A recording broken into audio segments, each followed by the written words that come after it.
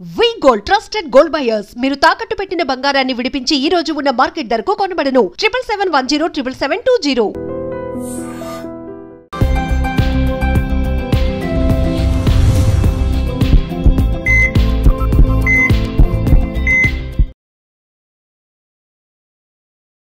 నమస్తే, welcome to healthy conversations with IT media. నేను మీ Jhansi. So ఈరోజు మనతో ఉన్నారు doctor Swarnasri ma'am, gynaecologist, laparoscopy surgeon, అలాగే రోబోటిక్ సర్జన్ కూడా. మరి మ్యామ్ని అడిగి జనరల్గా మనం మెనోపాజ్ అంటే ఏంటంటే పీరియడ్ స్టాప్ అవుతాయి, పాజ్ అవుతాయి అని తెలుసుకుంటాము. మెనోపాజ్ వచ్చే ముందు లక్షణాలు ఎలా ఉంటాయి, మెనోపాజ్ వచ్చినప్పుడు వాళ్ళ మూడ్ స్వింగ్స్ ఇవన్నీ మాట్లాడతాం. కానీ ఆఫ్టర్ మెనోపాజ్ తర్వాత కూడా ఒకవేళ బ్లీడింగ్ అవుతాయి, మళ్ళీ పీరియడ్ వస్తే అదేమైనా హెల్త్కి ఏమైనా హాని కలిగిస్తుందా, ఎందుకు అవుతుంది అలాగా? ఈ విషయం గురించి ఎవరు మాట్లాడలేదు. సో ఈరోజు మనం తెలుసుకుందాము. నమస్తే మ్యామ్. నమస్తే మా. సో ఆఫ్టర్ మెనోపాజ్ కూడా మళ్ళీ పీరియడ్ స్టార్ట్ అవ్వడం, లేదా మధ్య మధ్యలో బ్లీడింగ్ అవ్వడం, మంత్లో ఎప్పుడైనా బ్లీడింగ్ కనిపించడం, ఇవన్నీ నార్మలేనా, లేకపోతే దీన్ని ఏదైనా సీరియస్ సిచ్యువేషన్గా కన్సిడర్ చేయాల్సి వస్తుందా? సో మెనోపాజ్ అంటేనే మెన్స్ట్రుయేషన్ పాజ్ అన్నమాట, అంటే స్టాప్ అయింది. సో ఎప్పుడైతే 12 నెలలు పీరియడ్స్ రాకుండా ఉంటుందో, అంటే 1 ఇయర్, అప్పుడు దాన్ని మెనోపాజ్ అంటాం అన్నమాట. ఓకే. అంటే 3 మంత్స్ 4 మంత్స్ పీరియడ్స్ రాకపోతే దాన్ని మెనోపాజ్ అనం. ఎందుకంటే పీరియడ్స్ యాక్చువల్గా ఆగిపోయే ముందు, అంటే మెనోపాజ్ ముందు irregular bleeding, dysfunctional uterine bleeding అనేది చాలా కామన్ అమ్మా. సో అలా ఉన్నప్పుడు మంత్కి 2-3 టైమ్స్ పీరియడ్స్ రావడము, లేదా 2-3 మంత్స్కి ఒకసారి పీరియడ్ రావడం అనేది కామన్. ఎప్పుడైతే కాన్సిక్యూటివ్గా 12 నెలలు, అంటే మధ్యలో అస్సలు బ్లీడింగ్ కనిపించకుండా 1 ఇయర్ ఎప్పుడైతే పీరియడ్ రాదో, అప్పుడు okay, this lady has reached menopause అంటాం. సో అసలు మెనోపాజ్ ఎందుకు వస్తుంది? బికాజ్ హార్మోన్స్ వల్ల ఏదైతే సైకిల్ అవుతుందో మనకు, ఓవులేషన్ అండ్ సైకిల్, అదే ఆగిపోతుందండి. సో హార్మోన్స్ అనేది ఒకసారి స్టాప్ అయిపోయిన తర్వాత ఇంకా మళ్ళీ హార్మోన్స్ అనేది రావడం అనేది జరగదు. సో ఆఫ్టర్ మెనోపాజ్ బ్లీడింగ్ అవుతుంది అంటే అది హార్మోనల్ వల్ల కాదు. ఫస్ట్ మనం అదే అండర్స్టాండ్ చేసుకోవాలి. ఎప్పుడైతే before menopause irregular periods, PCOD is ఇవన్నీ మాట్లాడుకుంటాం కదా, 3-4 మంత్స్ పీరియడ్స్ ఆగిపోయి మళ్ళీ రావడం. బట్ ఎప్పుడైతే 12 నెలలు పీరియడ్స్ ఆగిపోతుందో దాన్ని మెనోపాజ్ అంటాం. ఓకే. ఆ తర్వాత ఇంకా హార్మోనల్ ఇంబ్యాలెన్స్ అనేది out of question. So 12 months తర్వాత, అంటే మెనోపాజ్ రీచ్ అయిన తర్వాత బ్లీడింగ్ గనక స్టార్ట్ అవుతే అది హార్మోన్స్ వల్ల కాదు. ఓకే. సో ఇంకా ఏమేం కారణాలు ఉండొచ్చు అనేది next topic. So most probably ఇలాంటివి ఒక్కొక్కసారి స్ట్రే ఓవ్యులేషన్ అంటాం. అంటే కొంత హార్మోన్ ఏదన్నా బాడీలో మిగిలిపోతే అప్పుడు గనక అది రిలీజ్ అవుతే ఓకే, ఒక్కసారి కొంచెం అలా బ్లీడింగ్ రావచ్చు. బట్ అది చాలా రేర్ అన్నమాట ఆ situation. So more common situations ఏంటంటే ఇన్ఫెక్షన్స్. ఎప్పుడైతే హార్మోన్స్ ఉండవో బాడీలో, లోపల వెజైనల్ అండ్ సర్వైకల్ టిష్యూస్ అన్ని ఎట్రోఫిక్ అయిపోయి చాలా ఈజీగా ఇన్ఫెక్షన్ వచ్చేస్తుంది. సో దాదాపుగా అదే ఏజ్ లో చాలా మంది డయాబెటిక్ కూడా అవుతారు కాబట్టి ఇన్ఫెక్షన్స్ అనేది చాలా కామన్ 45-50 ఇయర్స్ తర్వాత. సో ఇన్ఫెక్షన్స్, అండ్ దెన్ ఇంకా రిస్కియస్ట్ రీజన్ ఏంటంటే క్యాన్సర్స్. యా. సో మెనోపాజ్ కూడా అయ్యే అవకాశం ఉంటుందా? అవునమ్మా. యాక్చువల్ గా పోస్ట్ మెనోపాజల్ బ్లీడింగ్ అన్నప్పుడు ఫస్ట్ రూల్ అవుట్ చేసుకోవాల్సింది క్యాన్సర్స్. సో క్యాన్సర్స్ లో మోస్ట్ కామన్ గా మనకు గర్భసంచికి రిలేటెడ్ చూసేది cervix, vaginal and endometrial cancer. అంటే గర్భసంచి పార్ట్స్ ఉంటాయి కదా, vaginal cancer, cervical cancer, uterine cancer. Okay. So ఈ 3 క్యాన్సర్లు పోస్ట్ మెనోపాజల్ బ్లీడింగ్ అన్నప్పుడు ఫస్ట్ మనం అవే రూల్ అవుట్ చేసుకోవాలి. ఆ తర్వాతే ఏమన్నా హార్మోన్ రిలీజ్ అయ్యి ఏమన్నా ఒకసారి పీరియడ్ వచ్చిందా అనేది అది చాలా rare. So post menopausal bleeding కనుక మీకు ఉన్నట్లయితే you should consult your gynaecologist. Okay. ఆ రొటీన్ ఫస్ట్ ఎగ్జామినేషన్ ఒకటి చేస్తారు డాక్టర్ గారు, అంటే లైట్ పెట్టి చూస్తాము. అండ్ దెన్ మేము ఇంకొకటి ఇంపార్టెంట్ టెస్ట్ చేసేది పాప్స్మియర్ అంటాము సర్వైకల్ క్యాన్సర్ కి. ఓకే. అండ్ దెన్ ఇంకొకటి అల్ట్రాసౌండ్. ఈ 3 టెస్ట్లు మేము చేసి, ఒకవేళ ఇంకేదన్నా అవసరం ఉంటే ఏదన్నా బయాప్సీ సస్పిషన్ అలా ఉందంటే we will guide them. Okay. But పర్లేదులే కొంచెం బ్లీడింగే కదా, ఇప్పుడే కదా 1 ఇయర్ అయింది, 1 ఇయర్ అయిన వెంటనే బ్లీడింగ్ అని లైట్ గా తీసుకోవడానికి లేదు. ఓకే. కానీ చాలా మంది అలానే, మీరు రేర్ అంటున్నారు కానీ ఇఫ్ ఒకవేళ ఆ సిచ్యువేషన్ అయితే అలా వచ్చినప్పుడు జనరల్ గా ఇది క్యాజువల్ గా జరుగుతుందేమో అని వదిలేసే వాళ్ళే చాలా మంది ఉంటారు. దట్ ఈస్ ద రీజన్ ఎందుకు అంత సర్వైకల్ క్యాన్సర్ ఇండియాలో ఎందుకు అంత ఎక్కువ ఉంది. బికాజ్ ఇలాంటి సిమ్టమ్స్ ని లేడీస్ నెగ్లెక్ట్ చేస్తున్నారు కాబట్టి. ఇప్పుడు ఓకే. మనకందరికీ సర్వైకల్ క్యాన్సర్ వ్యాక్సిన్ గురించి అవగాహన వచ్చింది. వ్యాక్సిన్ ఎందుకు వచ్చింది? ఎందుకంటే క్యాన్సర్ సర్విక్స్ అంత కామన్ కాబట్టి. సో క్యాన్సర్ సర్విక్స్ అంత కామన్ ఎందుకు అయింది? అఫ్ కోర్స్ ఇన్ఫెక్షన్స్ వల్ల, హెచ్పివి వైరసెస్ వల్ల, అది టోటలీ డిఫరెంట్ టాపిక్. బట్ వచ్చిన సిమ్టమ్ ని మనం ఫస్ట్ చూపించుకోకపోవడం కదా, దాని వల్ల కదా అది పెరుగుతోంది క్యాన్సర్ అనేది, అవును. అంతమందికి ఎక్కువ మందికి రావడం. So first post menopausal bleeding అనేది please take it very very seriously. Okay ma'am, ఇంకొంతమందిలో ఏంటంటే చాలా వరకు మెనోపాజ్ అని అంటూ ఉంటారు, కానీ మీరు అన్నారు 1 year అంతా రాకపోతే అని చెప్పి ఒక 6 months స్టాప్ అవుతుంది, లేదా 8 months స్టాప్ అవుతుంది. అలాంటి పీరియడ్ మనం మెనోపాజ్గా కన్సిడర్ చేయొచ్చా? లేదమ్మా. సో ఎక్కువ కన్ఫ్యూజన్ ఇక్కడే వస్తుంది. ఇప్పుడు ఎడ్యుకేషన్ ఎక్కువ అయ్యే కొద్దీ కొంతమంది ఎక్కువ భయపడిపోతారు కూడా. ఇప్పుడు నేను చెప్పింది విన్న తర్వాత కూడా మీరు అన్నట్టు 8 months పీరియడ్ రాకుండా పీరియడ్ వచ్చింది అంటే ఇప్పుడు క్యాన్సర్ ఉందా అని కూడా భయపడిపోతుంటారు. అవును. సో అలా కాదు. మెనోపాజ్ రాకముందు మెనోపాజ్ దశ ఏంటంటే it is a place to reach. అంటే హార్మోన్స్ అన్ని బాడీలో ఈస్ట్రోజన్, ప్రొజెస్ట్రాన్, సెక్స్ హార్మోన్స్ అంటాం అయిపోయినప్పుడు ఫస్ట్ కొంతగా తగ్గుతూ హార్మోన్స్, ఆ తర్వాత అవి జీరో అయిపోతాయి. న్యాచురల్ గా అలా ఉంటుంది కోర్స్. సో హార్మోన్స్ తగ్గుతూ ఉన్నప్పుడు పీరియడ్ ఇర్రెగ్యులర్ గా అవ్వడం, లేదా కొంచెమే బ్లీడింగ్ అవ్వడం ఒకటే రోజు, లేదా 3 నెలలకు ఒకసారి, 6 నెలలకు ఒకసారి అలా అవుతూ ఉందనుకోండి, ఈ ఈ దీన్ని పెరిమెనోపాజ్ అంట. అంటే మెనోపాజ్ ఇంకా రీచ్ అవ్వలేదు, బట్ పీరియడ్ రెగ్యులర్ గా రావట్లేదు. సో ఈ పెరిమెనోపాజ్ అనే దశ 2-3 సంవత్సరాలు కూడా ఉండొచ్చు. అంటే ఒక 2-3 years వరకు కూడా ఎవ్రీ 3 months కి 6 months కి పీరియడ్ వస్తూ ఉంటుంది. అప్పుడు అది కూడా మెనోపాజ్ కాదు. ఎప్పుడైతే పీరియడ్ స్టాప్ అయిపోయి 12 నెలలు అయింది నాకు ఇంకా అసలు పీరియడ్ రాలేదు అనుకుంటామో అప్పుడే దాని మెనోపాజ్ అంట. సో పెరిమెనోపాజ్ అనేది మెనోపాజ్ దశ కంటే ముందున్నాయి ప్లేస్. సో కొంతమందికి టక్కున పీరియడ్స్ ఆగిపోతాయి. అంటే ఈ రోజు పీరియడ్ వచ్చిందంటే మళ్ళీ 1 year వరకు ఇంకా పీరియడ్ రాలేదు, మెనోపాజ్. కొంతమందికి ఏంటంటే చాలా బ్యూటిఫుల్ గా ఫస్ట్ బ్లీడింగ్ తగ్గుతూ ఉంటుంది, ఆ తర్వాత గ్యాప్ పెరుగుతుంది, 45 days అవుతుంది సైకిల్, 30 days కి వచ్చే బదులు ఆ తర్వాత 2 months కి ఒకసారి వస్తుంది, ఆ తర్వాత 6 months కి ఒకసారి వస్తుంది, ఆ తర్వాత స్టాప్ అవుతుంది. సో ఆ పెరిమెనోపాజ్ లో ఉన్నప్పుడు ఇప్పుడు మీరు అడిగిన అట్లాంటి డౌట్స్ కానీ, భయాలు కానీ, నాకు ఏదన్నా క్యాన్సర్ ఉందా అని కూడా డౌట్స్ రావడం చాలా సహజం. సో ఎవ్రీ 6 months కి ఒకసారి ఇర్రెగ్యులర్ పీరియడ్స్ అంటే సరిగా రాకుండా మళ్ళీ బ్లీడింగ్ వచ్చి 6 నెలల గ్యాప్ వచ్చి ఉన్నప్పుడు ఒకసారి డాక్టర్ దగ్గర ఎగ్జామినేషన్ చేయించుకోవడమే బెటర్. ఎందుకంటే నా ప్రాక్టీస్ లో I have seen 2 people who have never reached menopause but they had cancer. So ఇక్కడ మనం ఇంపార్టెంట్ పాయింట్ ఆలోచించాల్సింది ఏంటంటే, గుర్తుపెట్టుకోవాల్సింది, మెనోపాజ్ అయిపోయిన తర్వాత బ్లీడింగ్ వస్తే క్యాన్సర్ అనేది డౌట్ చెప్పాను కదా. సో మెనోపాజ్ బిఫోర్ వాళ్ళకు కూడా క్యాన్సర్స్ రావచ్చు. Am I clear in communicating? Before menopause కూడా క్యాన్సర్స్ వస్తాయి. సో ఎప్పుడు ఇర్రెగ్యులర్ బ్లీడింగ్ ఉండి అబ్నార్మల్ బ్లీడింగ్ ఉన్న డాక్టర్ దగ్గరికి వెళ్ళాలి. బట్ షుడ్ అండ్ మస్ట్ అనేది ఆఫ్టర్ మెనోపాజ్ పీరియడ్ వస్తే మాత్రం డాక్టర్ దగ్గరికి వెళ్లకుండా ఉండడం అనేది తప్పు.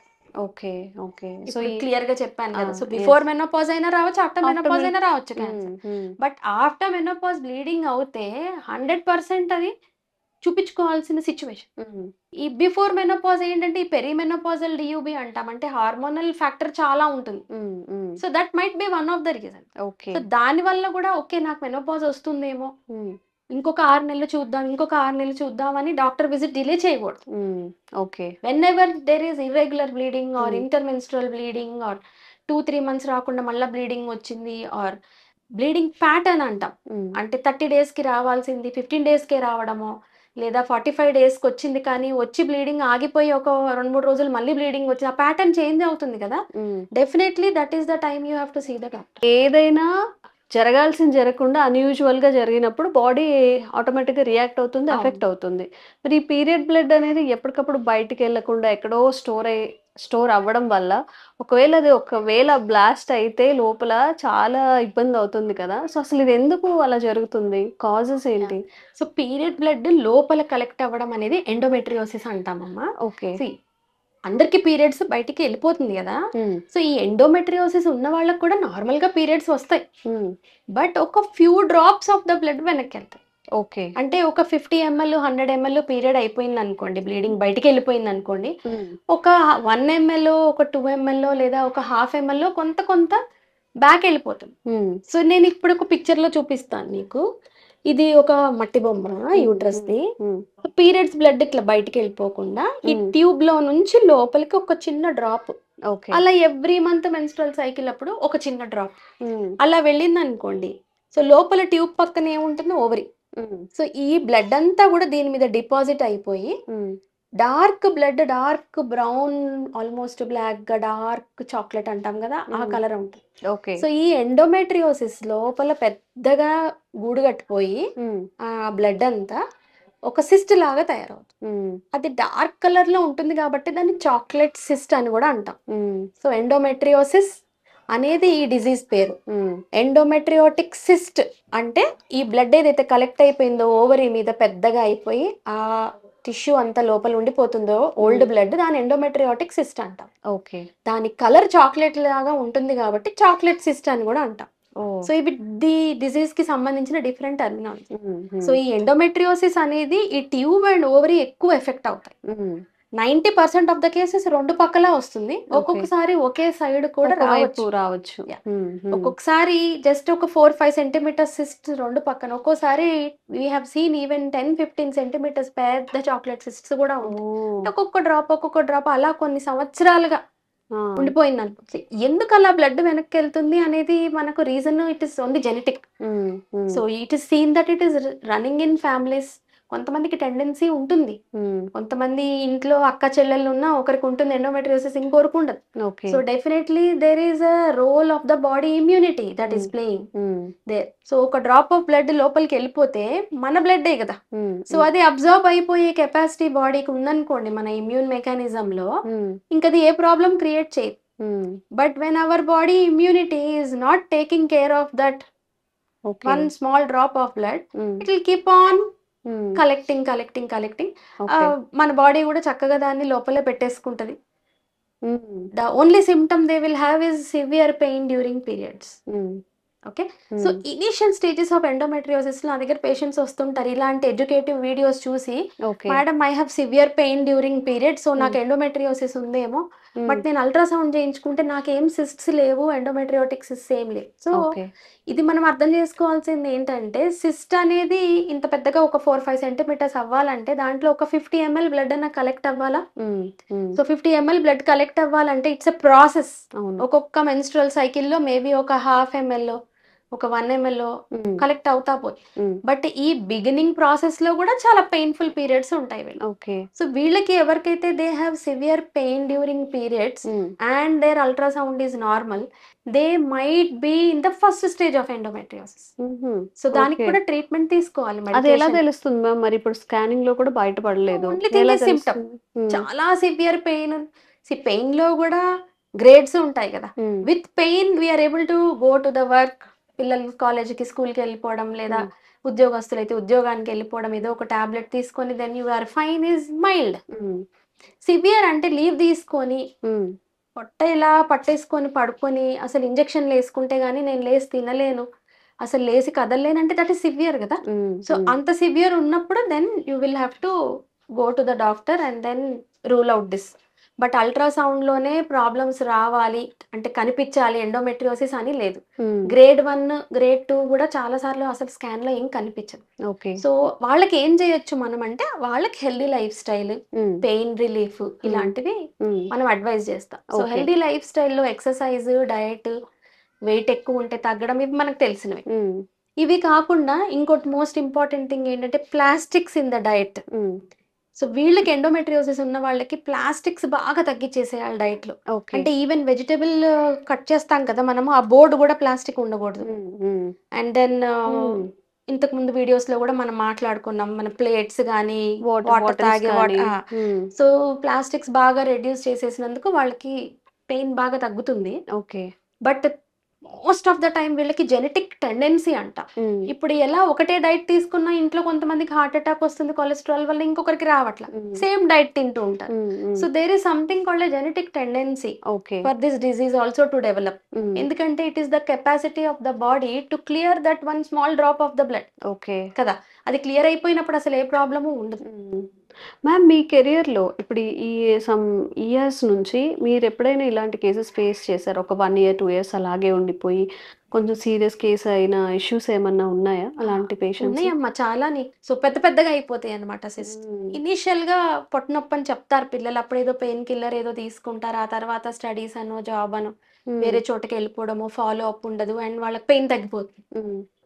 First stage, second stage of endometriosis లో ఉన్నంత pain third stage, fourth stage లో అంత పెయిన్ ఉండదు. థర్డ్ ఫోర్త్ స్టేజెస్ లో ఏంటంటే ఇందాక నేను చెప్పినట్టు పెద్ద పెద్ద సిస్ట్లు ఫామ్ అయిపోవడం, లోపల అతుకులు వచ్చేయడం, ఇది అప్పుడు ఇన్ఫర్టిలిటీ అంటే పెళ్ళైన పిల్లలకి మళ్ళీ ప్రెగ్నెన్సీ రాకపోవడం అప్పుడు బయటపడుతుంది అది మళ్ళీ. సో ఇలాంటివి. మరి దానికి ట్రీట్మెంట్ ఏంటి మ్యామ్? సో ఇనిషియల్ స్టేజెస్ ఉన్నప్పుడు మెడిసిన్ పెడతామమ్మా వీళ్ళకి, నార్మల్ హార్మోనల్ పిల్స్ చాలా బాగా పనిచేస్తాయి.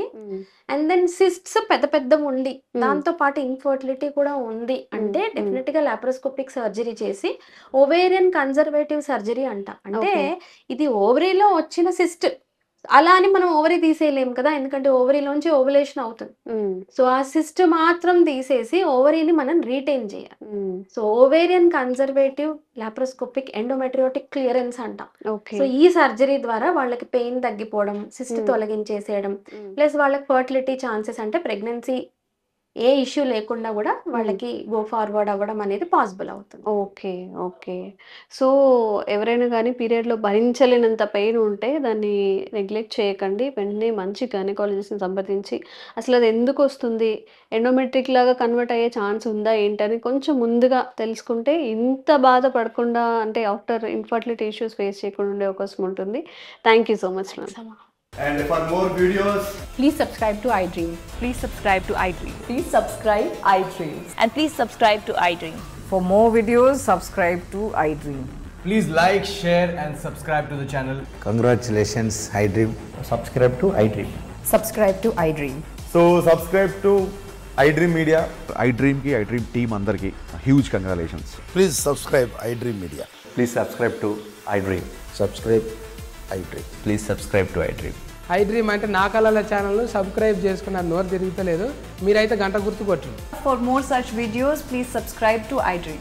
Subscribe to iDream. Please subscribe to iDream. Please subscribe iDream Media. Please do subscribe to iDream. Please subscribe to iDream Media. For best entertainment and information, please subscribe iDream. And don't forget to subscribe to iDream.